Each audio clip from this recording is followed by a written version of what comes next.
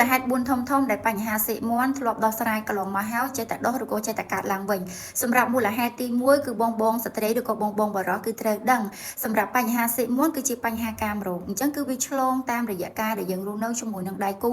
រួមភេទដោយមិនបានការពារឬក៏ប្រើប្រាស់ស្រោមអនាម័យបានត្រឹមត្រូវអញ្ចឹងបើសិនជាករណីបងប្អូនដោះស្រាយទៅលើបញ្ហាសិមន់នេះបាត់ទៅលើរោគសញ្ញា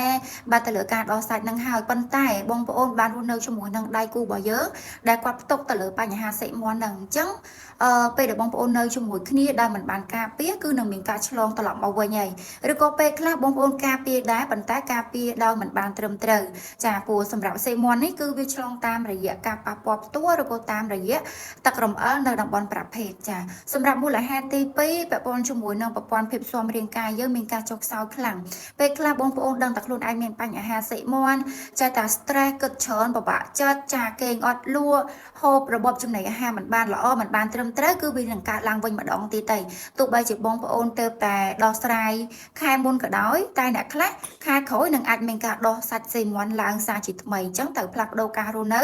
ចាអញ្ចឹងប្រឹងនៅប្រព័ន្ធភាពស៊ាំរាងកាយឲ្យខ្លាំងសម្រាប់មូលហេតុទី3វាពាក់ព័ន្ធជាមួយនឹងសិមន់របស់យើងនឹងជាកម្រិតដំណាក់កាលរាងធ្ងន់ចាអញ្ចឹងបើសិនជាបងប្អូនយើង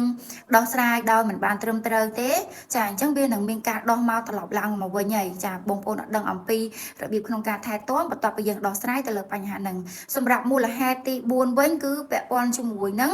បងប្អូនដែលកង្វះនៅអនាម័យឬក៏ការប្រើប្រាស់នៅសម្ភារៈមួយចំនួនរួមជាមួយអ្នកដែលគេកើតបញ្ហាសិមន់ពេលខ្លះយើងតមក្នុងការនៅជាមួយដៃគូតមក្នុងការរួមភេទដែរប៉ុន្តែយើងប្រើប្រាស់នៅកសែងរួមគ្នាកសែងជូតខ្លួនឯផ្សេងសម្ភារៈមួយចំនួនដូចជាខោក្នុងចាកៅអៅផ្សេងរួមជាមួយអ្នកដែលគេកើតបញ្ហាសិមន់នេះដោយមិនបានបោកឬក៏សម្អាតឲ្យបានត្រឹមត្រូវទេវានឹងមានការឆ្លងចាអញ្ចឹងបើសិនជាបងដែលកំពុងតែធ្លាប់ដោះស្រាយទៅលើបញ្ហាសិមន់កន្លងមកហើយមិនទទួលបានប្រសិទ្ធភាព